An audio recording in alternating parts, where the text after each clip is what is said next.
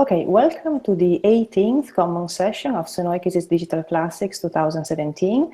Today we have, well, a new guest because she's new in Sunoikis. She participated in the last planning seminar and is Franziska Naether from the University of Leipzig. And we have also a new topic because this year in Sunoikis we have digital Egyptology.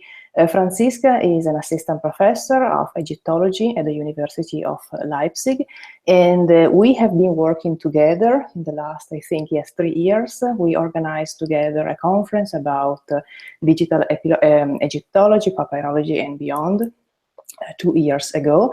Now we are working together. We have a new project about the digital Rosetta Stone, and Franziska will also talk about that. And Franziska is also responsible now for the organization of the next international conference of Demotic studies here in Leipzig.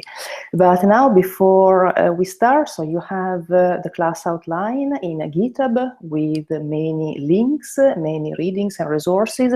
Franziska is going to present digital Egyptology, so many digital tools for Egyptology and papyrology, and she will focus especially on written sources in Egyptian. So Franziska, welcome to Sunoikis. Well, you were with us for the planning seminar, but this is your first session, and thank you for coming here and also for contributing to Sunoikis. So now I can mute.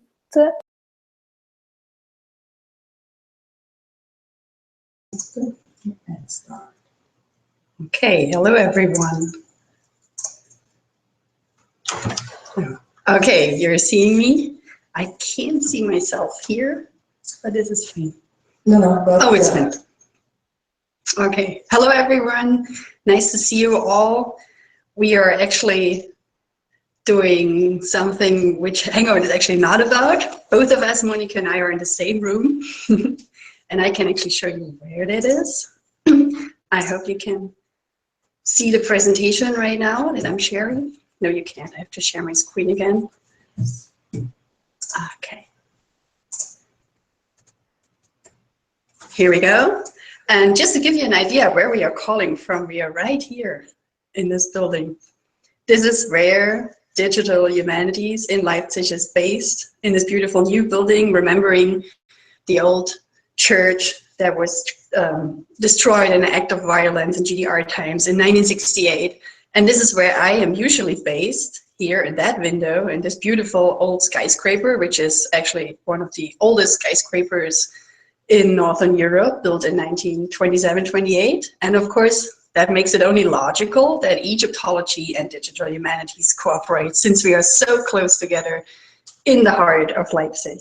So this is a lot of local competence here in one area. I guess some of you already know this place, and yes, we will definitely have some information and some local projects that I'm referring to. Monica already mentioned that we are working on the digital Rosetta Stone online, and this will feature a few things that I'm talking about today. What are we going to do today? Speaking a little about what's special on digital humanities and Egyptology and papyrology, but just briefly, then I'm going on to talk a bit about conventions that we have in our field. And since this course is also not just for Sunoikis, but also for my students here in Leipzig in Egyptology in a digital humanities course, I will refer to American and British standards concerning the conventions, but also to the German ones. And you can see that it's actually good to know both of it because they complement each other very well. Then I'm going to introduce a little bit into the Egyptian scripts, since this is the first session we have in Sunoikis concerning Egyptology. I will tell a little bit about Egyptian languages and focus on Demotic, since many of us are Greco-Roman people, so we definitely should focus on the language and script that is important in the time which we are dealing with, basically. A very interesting issue is putting ancient languages into Unicode. Coptic, Greek, and a lot of other languages are pretty advanced with that. Hieroglyphic and other sign languages are a bit more problematic. And I give you a short outline what is the state of research in that field until we go to a session which might occupy a big part of today, this is how to write hieroglyphs. I will introduce you to the software which we're using for that and how it's actually done. Then I'm going to speak a bit about how to find the sources. Some of these metadata databases and things have already been covered in Sunoikis in the last sessions. That's why I will mention this only briefly, but introduce you to our main important Egyptological text, full text database, which is the Thesaurus Linguae Egyptiae. And there's a practical exercise in the end, which you could do, and then we have some time for questions. Monica already mentioned that I'm referring to a lot of links. They are all in GitHub right now, so if you want to follow them or have a look at them later, just go to our GitHub page. So what is special in digital humanities, in Egyptology and papyrology? I always consider our two fields as one field, since I'm myself very interested in my research on Greco-Roman Egypt. That means you have Egyptian sources in different languages and script, but you also need to know Latin and Greek, because Greek was the lingua franca of Egypt at that time. And for me, and also for Monica, for us, it doesn't make sense to see the whole thing just through one language, and I will show you a few sources later on why it's important to focus on both fields.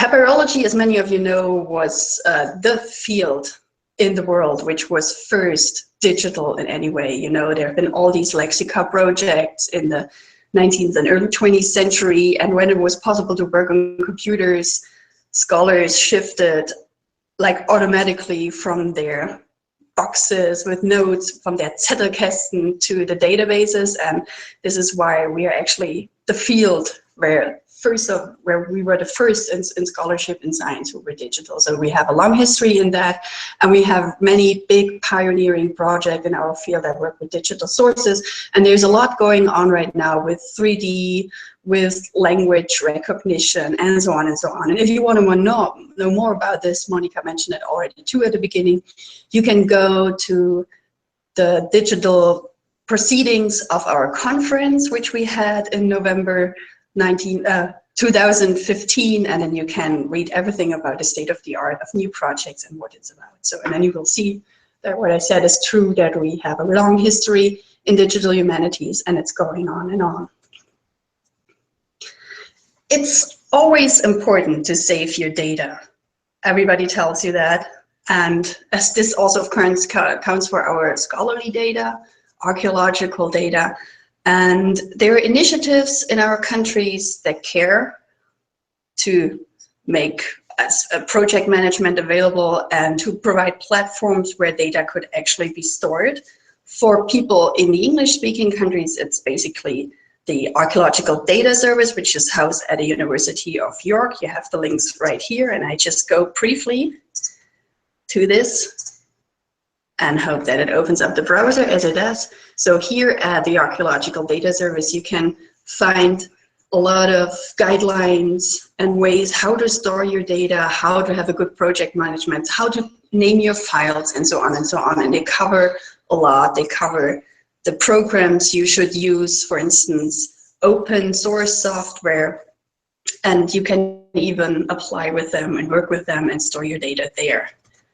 I switch back to my presentation and show you the German version of it, which is housed at the German Archaeological Institute in Berlin. And I'm also a member to guide this project in the area of teaching. So there are a couple of groups. And this is why I know a little bit more on that, and I will present this a bit more on detail. So Janus is a very nice overview, and they have something called IT recommendations. This is where my mouse is right now. And there you can go and check out what kind of files, what kind of sources you use for what. And they even help you how to apply for projects and how you should think about saving data and what you should, write in project applications and things. Something that is very handy is this thing about data files. And it tells you what you, for instance, should use for GIS data, for video data, for audio data, and so on, which is possible to save the raw data even in a long-term period and how to access this even many years after a project is over, so that you don't lose the data, but that you can always access them later. And there's something else on this portal, which is very nice. And some of you might remember that from my presentation at the Sunoikis meeting in December, there's something called the data portal, Datenportal. And if you click on that, this is where the data actually is stored. And if scholars decide to make them publicly available, then you would see that here. And there's, for instance, the Troya project. There are a lot of pictures, for instance, from Namibia, from very beautiful rock paintings. And there's something like this, and there you can already spot my name. This is an online course that I'm teaching on digital Egyptology. It's a German course, and you can download the whole data of this course. And I'm telling this to you today because things that I'm speaking about today will be also in this course, and you can download the material, which is in German, but I hope self-explicable since we are a multilingual community. And you just click on data, and there are a couple of different sessions there as well. And the session number 5, Kursbaustein 5, Altägyptische Schriften, this is the course on how you type hieroglyphs. So something I'm going to talk about today is again in written form, all in this thing. And you can also download, of course, the whole course if you like.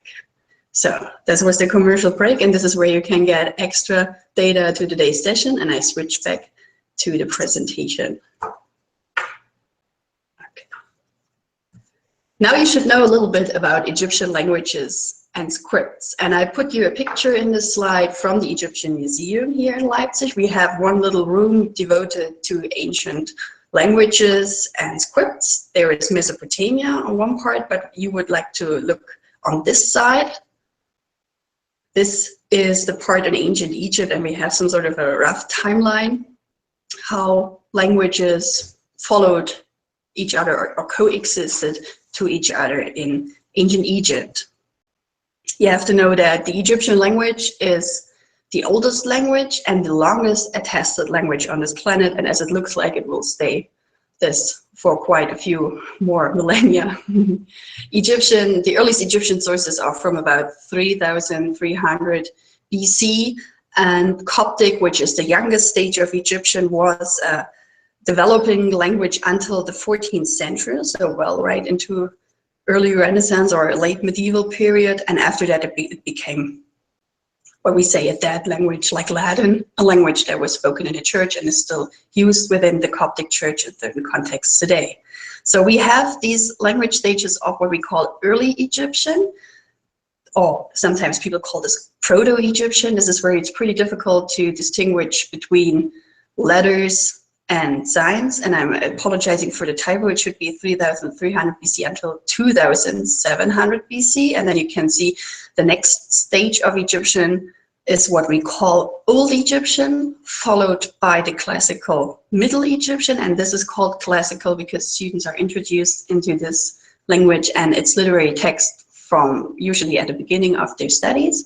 And what follows is Late Egyptian, or as it is in other languages like New Egyptian. Neuägyptisch is what we say in German, which is there roughly until the beginning of the 7th century BC, and then this is a time when Demotic takes over in the late period of ancient Egypt, well over the Greco-Roman period until late antiquity. So we have our youngest Demotic text from the middle of the 5th century.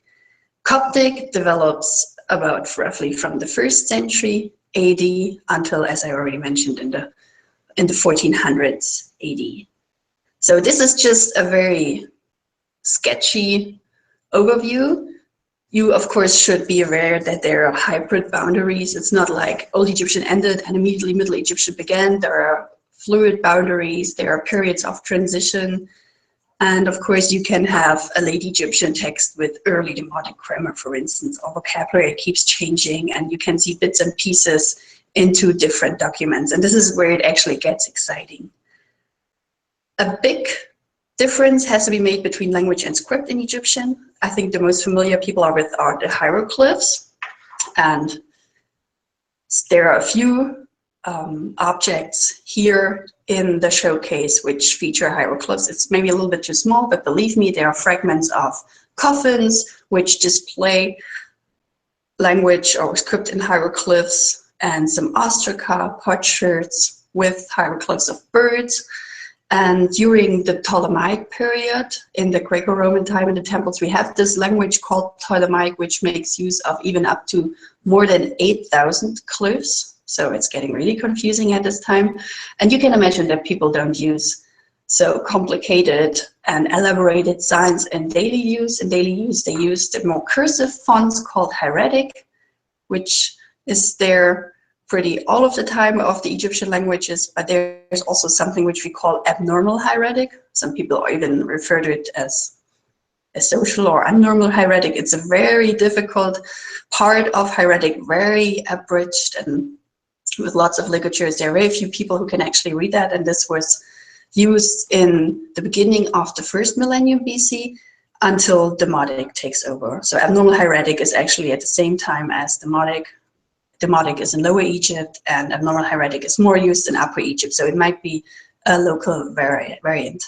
Yeah, and then we have Coptic and Demotic both as scripts and languages. This is the overview, but take into consideration that there are fluid boundaries between the times and the script and the language. So they used to write, for instance, Middle Egyptian in Demotic letters. Things like that happen, and this is where it really gets exciting.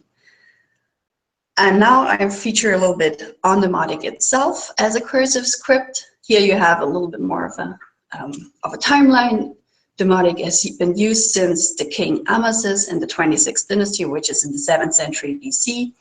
And the youngest inscription which we have is dated to the 11th December in the year 452 or 53. This is a visitor inscription to the temple of Isis in the island of Philae near Aswan in southern Egypt. We can, of course, distinguish Demotic itself into Old Demotic, Middle Demotic in the Middle Ptolemaic period, and Late Demotic, which is basically Roman. You might remember a saying from Herodot in his second book, which is dealing a lot with Egypt, where we have his distinction of the grammata demotica, the language of the people, versus the grammata hiera, the language which is a sacred language which was used in the temples. So this is the hieroglyphs which he's speaking about, and hieratic. So this was more used in a sacred context, while the normal people used Demotic. And he's also making the distinction of a letter language, and this is also the same type or the same name which the Egyptians use for Demotic. Epistolographicae is the same which corresponds to this Egyptian in transliteration, the Sesh and Shat, the language or the script of the letters. This is how Demotic referred to itself. Of course, Demotic comes from grammata demotica. So this is where the name of Demotic is derived from. You can see on that slide a couple of sources that are attested in Demotic, just to show you a bit of the variety. The decipherment of Demotic was connected to the hieroglyphs, and this is where our new project comes into play. On the Rosetta Stone, you can see here an image of the Rosetta Stone, and you can see there is a version in hieroglyphs. This is the language of Middle Egyptian. There is a version in Demotic where the arrow points to, in Demotic grammar, Demotic wording, Demotic script, of course, and the Greek version.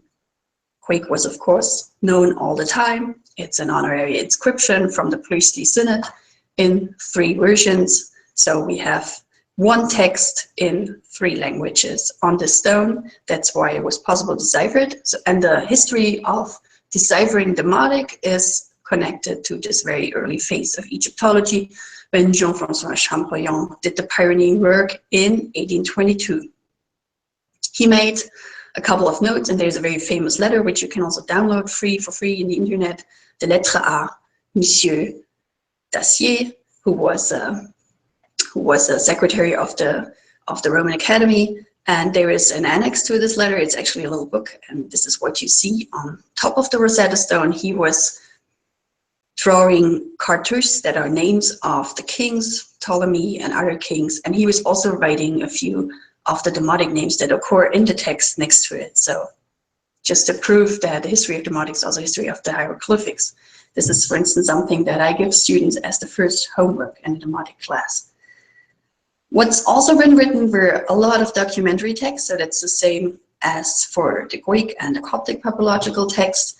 This is, for instance, a list of people on an ostracon who owe a certain person money or payment in kind, that is wheat. So we have a lot of documentary texts, lists, letters, as well as literary texts, and you can see an example here on the bottom of the slide. This is a part of the second Setna novel. There's been a whole cycle of stories about priests in Memphis and Heliopolis, and this is one part of world literature, the Setna stories. Not going into detail with that, let's move on. So you have an idea now what is transmitted in Demotic, a lot, and there's a lot to do still for future generations to come. Just if you're interested and like to do more and download a few things, there is an overview. We do work with a dictionary by Volja Erichsen. It's called the Demotische Glossar, which has been digitized just recently by Leipzig University Library, which is very funny. This happened just a few weeks ago. It's from 1954, and a new dictionary has developed as an online project by the colleagues in Chicago. That's the Chicago Demotic Dictionary under the leadership of Janet Johnson. So the link is there. You can also download all kinds of files for every letter. So you have an old and a new dictionary, and colleagues, if they decipher text, consult both of it. Janet Johnson is also the one who wrote the main grammar for Demotic. There is something called the Demotic Verbal System, also made available on open access. And she also provided us with the widely used textbook. Thus wrote Antje Schonke, an introductory grammar of Demotic, again available online on the University of Chicago. Antje Schonke, Antje Schonke is a literary person who wrote a teaching, and this is a very nice hand that has been used to write this text. So it's a good thing to introduce students to this very idiosyncratic Demotic script, which can be, very idiosyncratic, to put it nicely. But this is something where students can be introduced to and not lose the fans to continue in this, what can be very tricky language.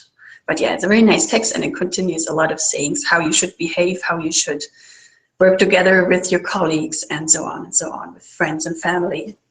And of course, there is a link to the Demotic conference. We have conference every 3 years, international ones, and the next one is in September in Leipzig. If you're interested to go, just click on my website and you can see how it works. And there are also summer schools every 3 years. That's the overview for Demotic. Now you're equipped with the basic tools. If there are questions, of course, you can always refer to me later. I mentioned that it's important to check Greek and Demotic sources, and maybe even Latin if you work on Greco-Roman Egypt and you want to understand this multicultural society, the law, the political life, the religious life.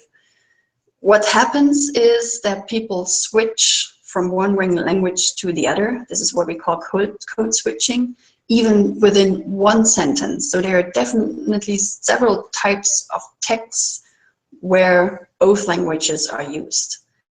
You can, for instance, refer to this if you know people who are fluent in 2 languages, who grew up with parents from different countries speaking different languages. So for those people, it's pretty easy to switch within 2 languages within one sentence. This is what people even did in the written sources in Greco-Roman Egypt. For instance, in the magical text, where a recipe of a spell is starting and it continues immediately within one sentence, or from one sentence to the other, from Demotic to Greek and vice versa. And to make it even a little bit more complicated, there are even parts in Hieratic and Coptic clauses. The group decrees is something I already mentioned with the example of the Rosetta Stone, where you have the same text in 3 versions, but it's not the same vocabulary. That is what it makes it really exciting. So we can study the use of vocabulary and how they treated ancient grammar in the Greco-Roman time very nicely. So this makes it really necessary to consider not just one language, but all of the versions which are there. And of course, people switch within one sentence in letters, in inscriptions. There are graffiti, which are bilingual or trilingual.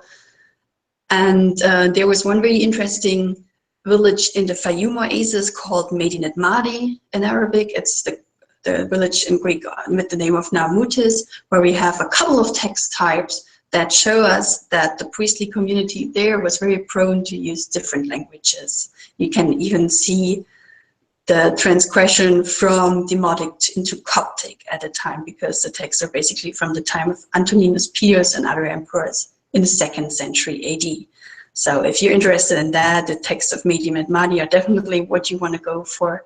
And there's also been recently a very new dissertation by Sonja Dahlken about this. We have multilingual archives, which makes it interesting. For instance, the famous Sinon archive from the 3rd century BC is not just in Greek. There are 1,800 texts in Greek, but also a few in Demotic. So that shows us that Sinon, this very important magistrate in Egypt, was maybe himself able to read or write Demotic, but at least we might have had people in his office who felt the need to communicate in Demotic. So that's pretty interesting. And of course, there are a couple of loan words in our bi- and multilingual text. There are not that many Greek loan words in Demotic, maybe 200, but with Coptic, it changes completely. There are around 5,000 loan words, Greek loan words in the Coptic language, and this has now been studied and is an ongoing project called the DDGLC project, which is based in Berlin now. It was before in Leipzig, so that's why I put you a link where you can inform yourself a bit more on that project. It's very interesting. Coptic is one of the languages in the world that is very prone to have loan words from another language, which is the Greek right now. Yeah. I promised you to talk a little bit about the status quaestionis, how we are standing right now to display Egyptian scripts into Unicode. For Greek and Coptic, this is nothing new. There is no issue at all, and most of the papyrologists and scholars are using Unicode as a font. This is actually not really an issue if publications are being made. But with the Demotic and the Egyptian language, it's a little bit different. We do have a font in Unicode, how we can type the transliteration of the Egyptian, of the hieroglyphs, of the Demotic, of the Hieratic into, I say, our letters and the transliteration letters, because there are a few extra letters, especially the letter H has a few variants. And conventionally, Egyptologists use Betacode fonts for the transliteration of the Egyptian. I gave you 2 examples where people use mostly. These are true type fonts called transliteration, or something which is very prominent in the world is something called Umschrift, TDF. And this has been also submitted to certain journals.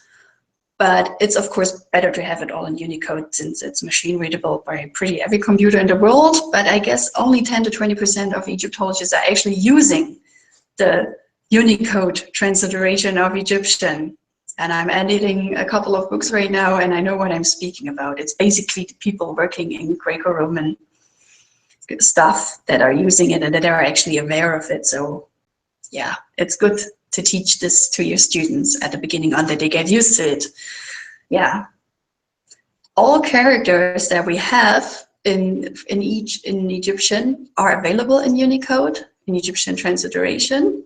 Even the crazy brackets that Egyptologists added. We use the Leiden convention, but there are 2 types of other brackets that are used in additions sometimes, and they are also available. And the recommendation I want to make here is to use IV Unicode, which is, I guess, the most prominently used language font for Greek papyrological texts. And you can also use that in order to display your Egyptian characters, your Egyptian transliteration signs, and a very useful keyboard. This is all at the Antiquity Service of France at the IV, where you can download it, and the link is in the slide and in the GitHub. Yeah.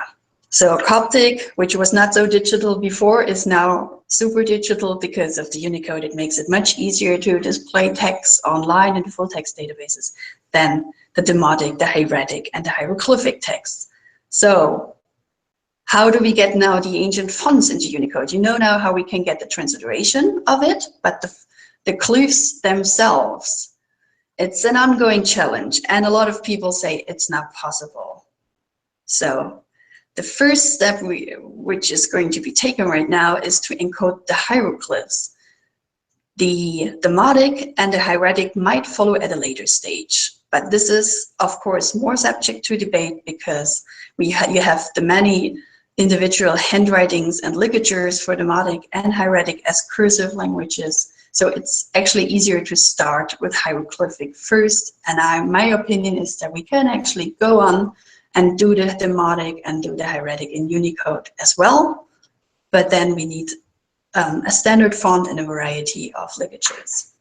So there is a research group for this. And until last night, there was quite some email traffic about that because colleagues are discussing a few more news, how to encode a couple of letters into Unicode. This is a very interesting discussion, and this research group, who is centered about a few scholars in digital humanities, digital Egyptologists, and even people from the IT field, like from Microsoft, gather in this group, and you can see the progress that has been done on this page called hieroglyphseverywhere.blogspot.com. This is a blog page where you can download a couple of documents and see in which direction the research is going. And this is also interesting for a lot of other languages like the Maya glyphs. They pay quite some attention to our development in these fields. What is the issue with the Egyptian languages, especially with the hieroglyphs? It's not like letters. It's not like letters you put all next to each other in a linear way, because the language is stored in squares or in quadrats, as we call them. You have, for instance, a bird and another glyph over it. Maybe you can see my mouse arrow where I'm pointing to. And there are some very standardy ways how to think in those brackets. You have this bird here or the bird here and the little bread-shaped letter. This is the letter T next to it. But what you can also do is put two signs, overlay two signs over each other. Those are all examples from the tomb of Rahmira. That's a very famous tomb of a noble man, of a vizier in Thebes, and the examples are all from the page Hieroglyphs Everywhere. So those are very standard way how to do it, and also some ways where it's a little bit irregular, also from this blog post, where you have a combination of a very overlong waterline here, for instance, and the flower under it and the plural signs, like 4 signs, or here it's very irregular that you have the man, the hieroglyph of the man standing and raising his arms, and this is already next to another part of the column with this knot. So there are a couple of areas where those squares are not really squares and where we have the signs put irregularly next to each other. And all these cases need to be covered because in Unicode you would want to define where the glyph is standing, that the owl is standing at this point, and that this sign could be in the middle of it, that the lotus flower could be starting already here, but not going over the whole 3 strokes. So you would want to define also those irregularities as the regularities. And that's why you need a couple of definitions for each sign. About 8 is the state of the art right now. Maybe it could be more for other signs, but this means you need a Unicode character number for each of these positions of every single sign. This is what makes it difficult, and especially the way how you express this position in such a number for the Unicode consortium. So if you're interested in that and how it's going on, just go to the blog, and there are a lot of documents that you can download. And out of these documents, I just gave you an example of a paper that was put online by a few of our colleagues: Andrew Glass, Ingelora Hafermann, Mark-Jan Nederhoff, Stefan Police, Bob Richmond, Serge Rosmudik, and Simon Schweitzer. And those are colleagues from a couple of Egyptological projects that teamed up in order to find a solution for that. And I put you a few ideas of them here about the 2 principles that guided these efforts to encode Egyptian quadrats or squares: the structural completeness, Unicode, encoded text, and Egyptian hieroglyphs must be able to faithfully render the structures inherent to the writing system. Of course, we want to display that properly in written form. And the feasibility, rendering text must be possible using existing font technologies, because otherwise, if we have too idiosyncratic technical versions, then the colleagues won't use it. And this is an idea how such a definition of such a square could work. So you have the whole square, and then from the numbers 1 onwards, the different layers which will be expressed in the code to have the Unicode. So the main square is the most important one. This is where it's 1. Then you might have a little addition in the square in the top left part of it. This is number 2, and so on and so on. And this is now the way how you would write it from left to right. But of course, you can mirror this if the Egyptian is read from right to left, which is the normal writing direction, for instance, for Demotic and Hieratic. Or you could also use it to write in columns from up to down. And now we switch to the part how we actually can write hieroglyphs with using a free software called JSesh, developed by JSesh or Meroitic. This is a very nice software, and this is commonly used by Egyptologists in order to write the hieroglyphs. You can download this in the address that I have given you, and if you want to see more how to use it and to do some hacks and things that I'm not covering today because I just give you a basic introduction, just go to this page and look at a few of the tutorials. They are there in different languages, the YouTube videos, and they are very helpful. And if you know German, then I refer you again to my online course that I showed at the beginning at the Janus software. You can just go there, download the course Baustein 5, and then you have a few files how to use it. All right, now it's getting hands-on and practical. There are a couple of signs on your keyboard that you use in order to write letters. And I will now switch always in between my presentation that you see here and the JSesh software. So first of all, if you want to type signs in a linear way, like letters, one next to each other, they are separated by a stroke. And the way how you write the letters are that you write the names of the hieroglyphs in the transliteration in beta code font language. I will show you in a minute what this means. Or you go to a menu where you have a sign list and you add the signs from the sign list. I will show you the example for the cliff of Naether, which means good, beautiful, perfect, which is also one sign. It's the esophagus, where your food goes through when you eat and swallow. And this has a number after the grammar gardener, Egyptologist Alan Gardner. And he made a list, and it has the list number F35 in the list parts of mammals or tall narrow signs. And I also say that for myself because I have to use the drop down menu right now. Okay, let's go to JSesh. I opened a new window, and there is a line on the bottom of the software. And now I do the first thing. I type the word Naether in beta code, press enter, and then the sign appears on top of it. And if I want to have another sign, and I use the Naether sign again, I just separate both of them with a stroke, and then another sign appears next to it. The things I'm going to show you right now don't make sense in the way of content. It's just to show you how to arrange the signs. So this is the way that you could type a letter and something appears, and now I show you the way how to do it from the sign list. It depends on the version of JSesh you use. I have the latest version. So there is here a drop-down menu called Basic Hieroglyphs, and there you have, what was it again? I have to switch it because I forgot it. Parts of mammals or tall narrow signs. So I click Basic Hieroglyphs, and there is, I'm sorry, parts of mammals, come on. And there you have the F35, and you can click on it and it would appear as well.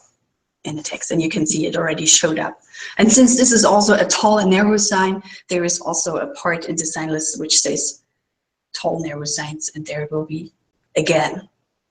I'm not looking for it right now. Egyptologists, of course, who know the signs very well and know the names of it will usually type them as they know what the letters are like. So as you can see, signs are separated by strokes. But now you would want to have signs next to it in the squares. Actually, right now, the never is how magical spans are ending. It's very good. It's usable. How to group signs. So one sign under the other sign works in the way that you put this double point on it. So of course I'm doing this as well. I put the sign and write never again. And then you can see that the two of them have been grouped automatically under each other. Might be a bit small, but if you just enlarge your screen a little, you can see it. What's the next thing? How to put one sign diagonally over the preceding sign. So we use the and sign for this. This is, for instance, important if we write the name, the part of the pharaoh's name, son of Ra. This is why I will use this example right now. Son of Ra means, it's called Sarah in Egyptian, and I already put it here how it looks like, and just type it for you into it. Sa and Ra. And it doesn't show up because I made a mistake. And there it is. So you can see the little Ra, the sun that is placed right over the goose. What else is there to know? Two signs next to each other that are on top of something use this little multiplication sign. And I also try this again, writing never and never again. And maybe doing this.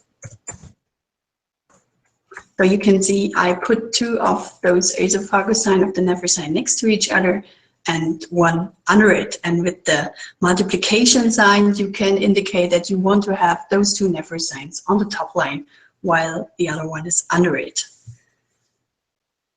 Now you have text when you work with that are not always completely transmitted, so you would want to indicate if something is damaged and destroyed. You usually do this if I do this next thing. I just do something else first. Two signs developing each other, overlapping each other. There's a word for green, watch, which is spelled in the way as I did with the two hashtags. So I will write word for green, the two hashtags, and then a snake right next to it. And then you can see there are two signs, this tall narrow sign and the snake right over it. And the way how to put the snake over this plant sign is to have the two hashtags. So this is another important command. Let's switch back to the presentation to see another way how to group signs. You can turn signs. I will not do this again in the software, so you can experiment for yourself with it. You can turn signs to put an alt grade and an R and add the number of the angle you would want to have. For instance, 45 degrees. You just point alt grade and the R and the 45. You can mirror a sign in order to turn it into different directions. As I mentioned, there are different writing directions, and you use alt grade the T and again the angle, the way how you want them to have mirrored, for instance 90 degrees or 180 degrees. And you can also write three signs in a small and a half size field, and then you have to use brackets around the signs, how you want to code them. This is the way how to do group writing within JSesh. Now I tell you a few further codes how to show hatching. For a whole field, you use double slashes, and for a quarter of a field, you use just one. This is, and the field means it's again the square you would like to use, and then you can do hatchings through parts of it, and then a part of the letters are displayed with hatches. you can still see through it. So if you indicate writing under a hatching, so you can still see the sign, but it's put with some strokes over it. Schraffur, as it would be in the German. Right. If it should be overlapping, you have to add another number. And what's always very interesting to do is the names of kings, which are written in cartouches. Once again, you can explore it with yourself for it, and it's also in the material that I gave you, because those are special writings. If you want to put a king's name into a cartouche that is knotted to the right, then you put this into those little arrows with the strokes on it. And then if you don't want to have a knot, but the cartouche to be open to both sides, you can put a 0 in between the arrow signs and the strokes. Or if it's closed, then it's 1. If it's open on with a knot to the left, you have to do it this way. Or if it's got knots on both sides, you have the number 2 encoding in between your king's name. For this, we also have assistance into JSesh. For instance, if you go here into one of the menus, you have cartouches, and you can even click on it, and it helps you doing all these kinds of cartouches, because there are different forms during the ages. So for instance, here I have clicked on this menu, and now all this crazy hieroglyphs I've been writing you to show the codage is put within a standard cartouche, which has a knot to the right. This is not really a king's name, this is a fake king's name. Maybe we should insert this into a papyrus, and then people are happy that we have a new king. No, not really. Right. If you want to use your hieroglyphs that you've beautifully written into your word processor, you usually can just copy everything you have and paste it into the program that you're using. It's a bit of trial and error, I have to say. It does not work always 100% properly, but then just try again, and at one point it will work. So we have made a couple of experiences in different versions of Word for both, for all platforms, Linux, Word, and in Microsoft Windows, or on Apple computers. So just try. And what we always recommend also is to use free software as a word processor. For instance, OpenOffice or LibreOffice is something that we actually recommend for our students to use.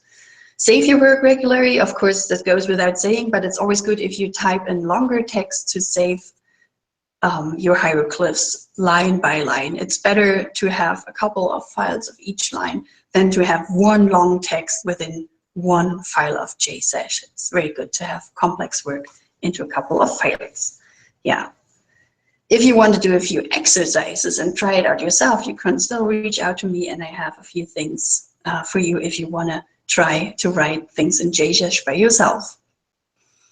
So, and now the issue of Demotic, Hieratic, and Meroitic. Is there a font for them as well? No, there is not. There was a font for Demotic, which was used for the Demotic dictionary in the beginning, or especially for the first version of Janet Johnson's textbook. That's word Anshashanki, but it's not used anymore because it doesn't work on your platforms.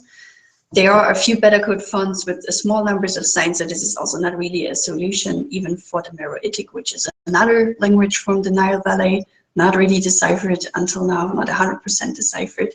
What people do is, in scholarly publications, they do facsimile, usually based on photographs of the text. And for old Demotic, to single that out as an example, you can still do a hieroglyphic transcription, but this doesn't work when time goes on, because people don't imagine the Demotic signs as being derived from the hieroglyphs. So you can only do this for the first stage of the language when it's still closer to the hieroglyphs, but not when time progresses. So here you can see an example of documents of Demotic in there.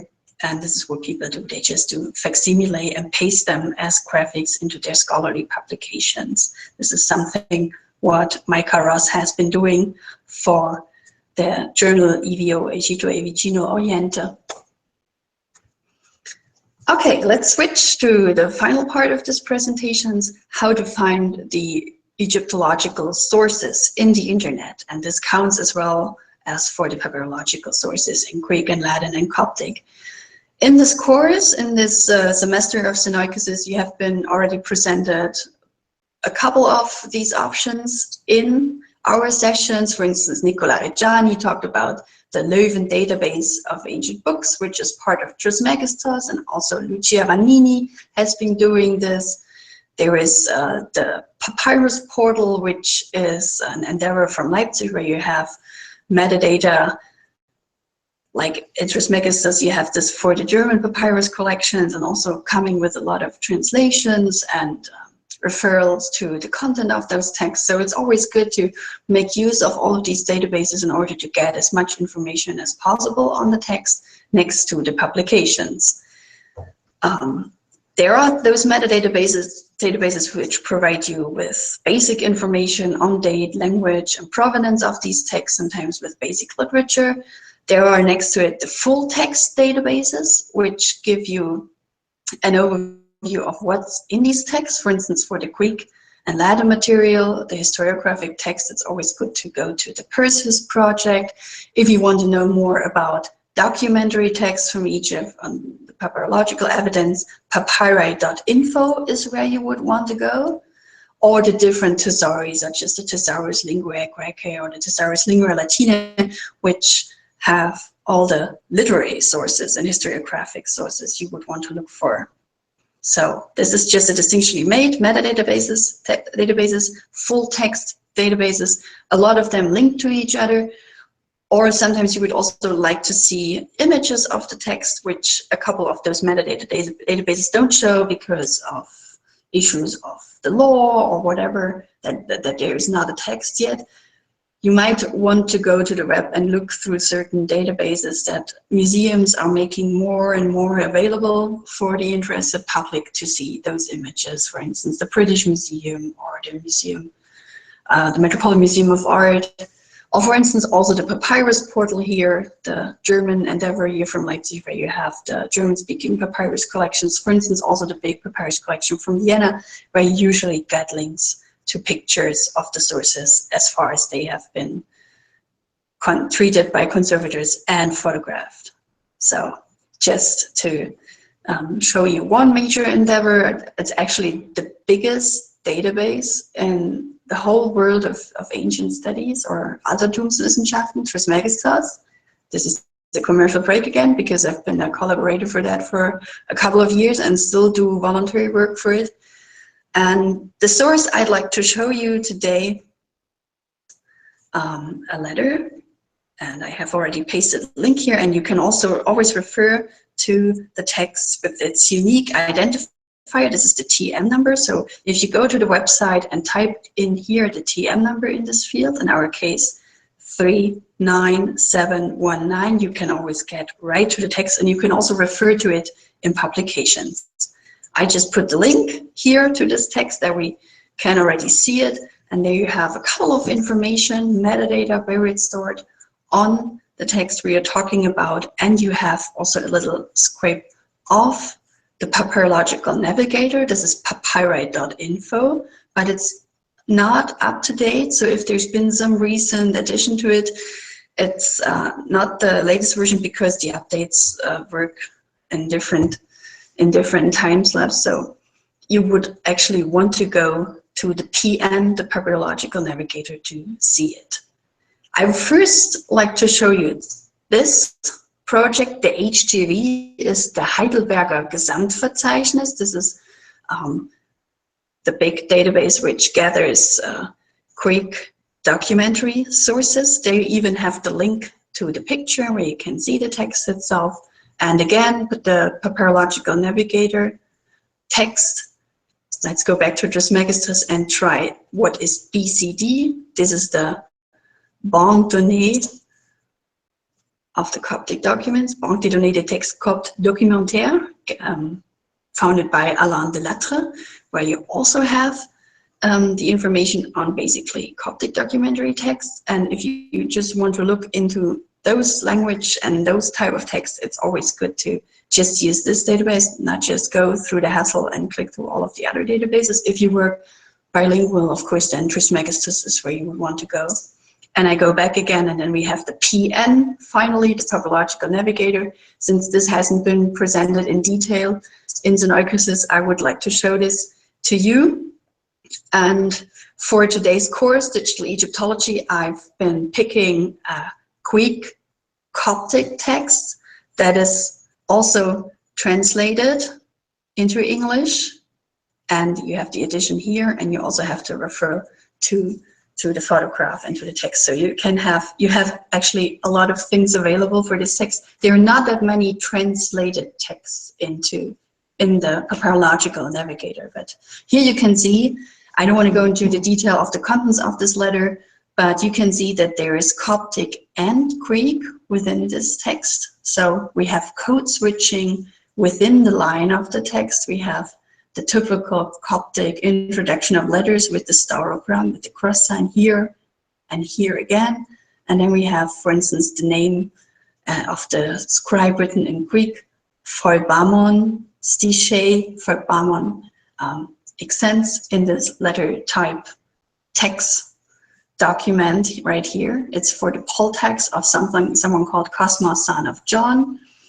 And then we have also the date, the fifth indiction, which is the late antique way of dating text periods. And for instance, the name of the guy who has to pay the text, Cosmas, son of Johannes, is written in Coptic, Cosmas Ioannis, abbreviated because it's a very common name, and then it goes again on in Greek. So this is a very interesting example of these bilingual documents. Okay, so you know how to use the databases and what kind of databases you could use. This is again our example, which we're just accessing right now, the Greek Coptic text receipt in letter form from the 8th century, and a little picture of it. No paleography is now considered, so this is also a very interesting issue, but now you have the tools at hand to check this out for your own. Finally, I would like to draw your attention to the full text database of Egyptian text, the Thesaurus Linguae Egyptia, where we have also online the TLA. In order to access the text there, you have to create a login. And of course, right now we use my login. It's a joint endeavor of the German Academy of Sciences, the Union of the Academy, which is basically working from Berlin, but we also have a big branch here in Leipzig. Actually, the colleagues working right next door to my office, and there are also different branches in other locations. So let's just go there and log in order to see the Egyptian text.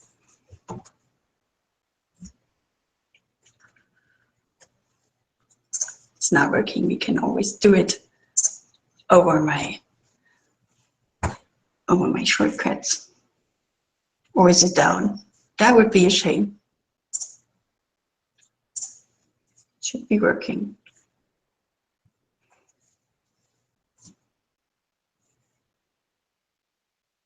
Let's just keep this loading for a second. I go on with another theme, and we hope to make connections to the TLA in a few minutes. Oops. This is worst case, but no problem.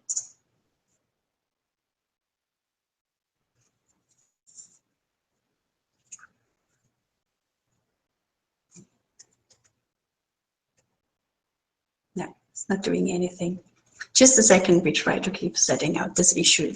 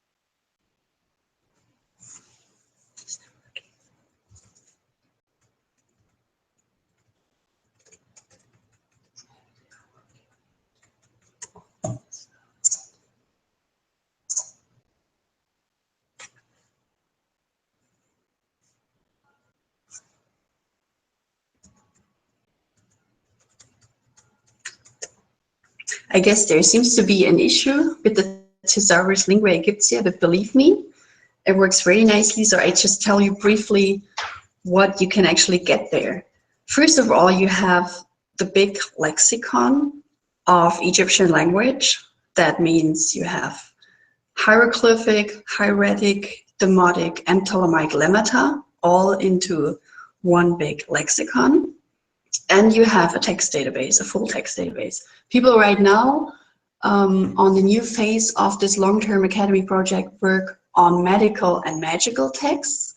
So what my colleagues are actually doing right now is working on very beautiful manuscripts of Egyptian recipes against all kinds of diseases. And since I have to get this PowerPoint version working again, I will just briefly take a second to make it work again, and then we will have a look at a very, very new, beautiful text, which is the Ebers Papyrus.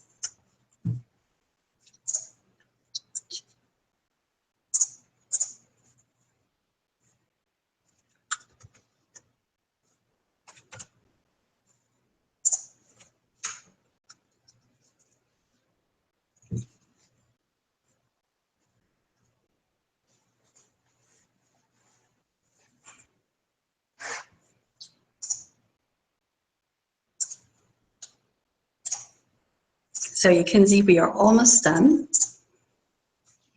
So I put you here on this next slide, after you hopefully registered for it, the links to the lemma list where you can look for Egyptian words, or an overview to go to browse through the text. And this here on the bottom part of this slide is the projects that are contributing into the Thesaurus Lingua Egyptia right now or in the past. So there are, for instance, colleagues from Leuven who added Ptolemaic and Roman texts in hieroglyphs from Belgium. There's been a project by Katharina Stickbauer in Leipzig on adding New Kingdom magical texts. Those are the big ones. The next ones from Berlin and Leipzig, this is the one I've been talking about. And there's also the Book of the Dead and the Edfu Temple project. So you can access the text over this, or you search through the whole thing to get it. And I just wanted to show you one text my colleagues are working on right now or have finished work just a couple of weeks ago. This is the famous Ebers Papyrus, which is housed in the University Library of Leipzig. This is the second biggest papyrus scroll that we have, and there you can see how you can see that you can browse into the text with the famous dating on one part of it and the recipes, and you can scroll into the text onto the letter base. If you do it, might be a bit blurry right now.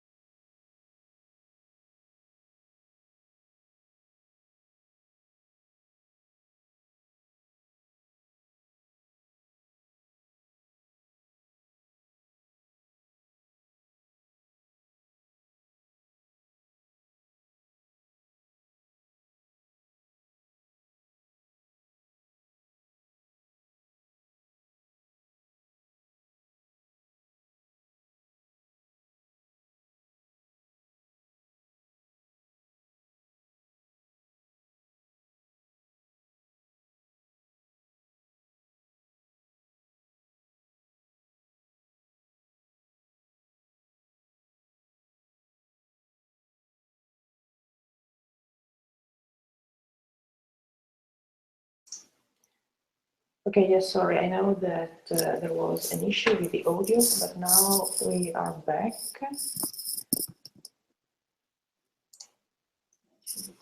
Can you hear me? Okay, good, sorry for this. But you can go on with my microphone, now you have to join. Okay, now you are here. Okay, I hope you can hear me again. Sorry for that. Okay, what I was just talking to you, just to briefly repeat this, was how to look for text in the Thesaurus Lingua Egyptia. And I was showing you one example how to use the Ebers Papyrus. And this is just the link I was showing you in it. Yeah, and this is the famous Ebers papyrus. Screen off.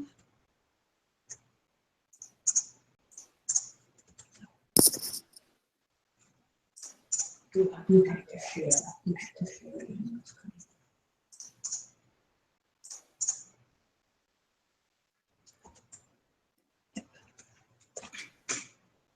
All right, so now I hope you can see the Ebers papyrus in its full beauty and scroll into the recipes and try to get a translation of the different text to dispel diseases in the belly. So please do not try this at home, but if you want, it's on your own risk. Okay. Within the Thesaurus Linguae Egyptia, you can do a couple of analyses. For instance, where certain words or phenomena are attested. You can also search for the combinations of two words, which is a bit tricky. You have to open two windows and you have to combine the search for two numbers of lemmata. If you have questions how to do this, just get in touch with me and I explain it to you. Otherwise, you also have material on the website how to make the best use of it.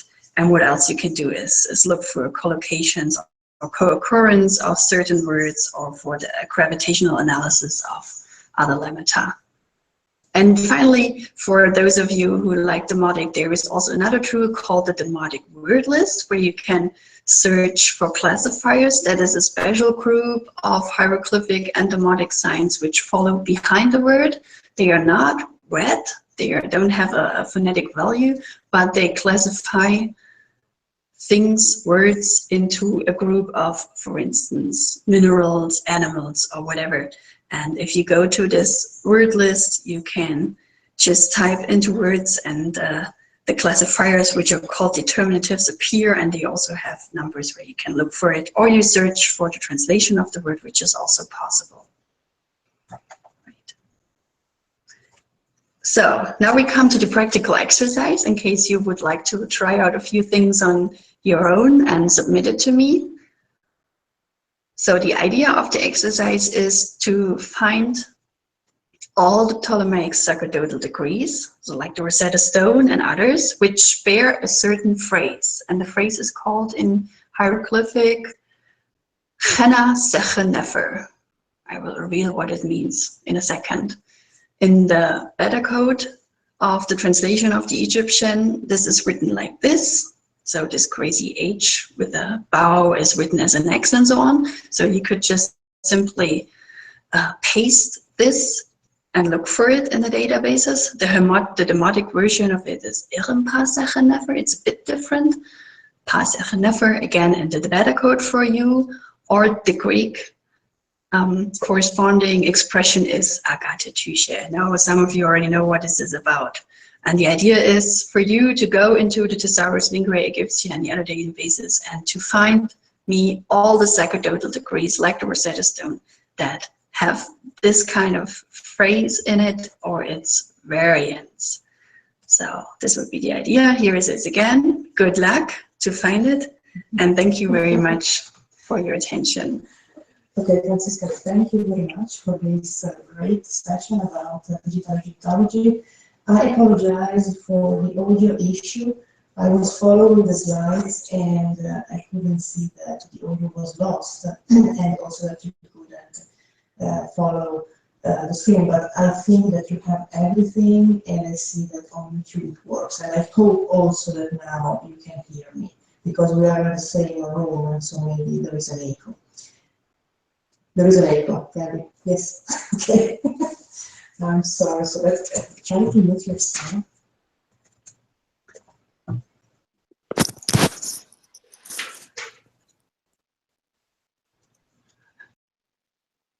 Okay, I try now with my microphone. Do you still have the echo? No. Okay, it works now. I'm sorry for that, but every week we have some issues, so now it's working. Excellent. So, questions. Do you have questions? Many, many things in this session. New things, Egyptology.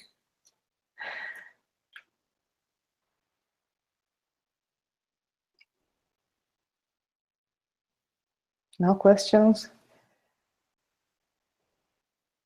Well, it was interesting to hear about Unicode. Of course, this is a very important thing in the digital humanities. We started this conversation 2 years ago during our conference in our workshop in Leipzig, and Franziska started this group. So I'm happy. So this group. I just put a few people together, I have to say. Well, yes, but it's working. It was at a time when I was also working in New York, and then I had access to a couple of discussions people led in the States, and I found out that a few people are working on the same issue, and things like that always make me nervous, so it was good to put people in touch. Yes, also because Franziska spent 1 academic year in New York City at the Institute for the Study of the Ancient World.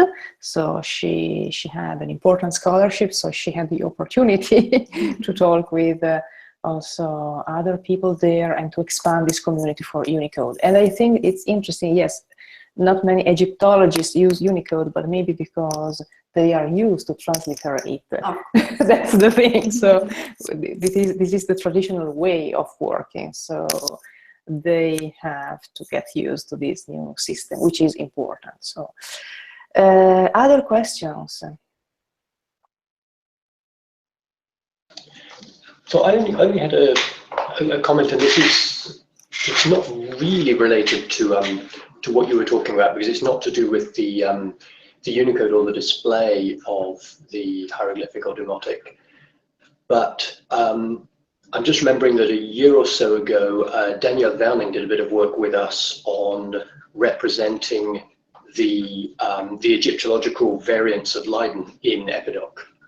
And what, we started off drawing up a concordance of Egyptological practice to first to Leiden and then to Epidoc, which is the TI XML as used for ancient texts, and so it might be interesting to look at that as a further step for encoding. Obviously, the work you guys do with the Rosetta Stone, for example, for encoding the display of that, and seeing to what degree that reflects your own practice and what could be added to it and so forth.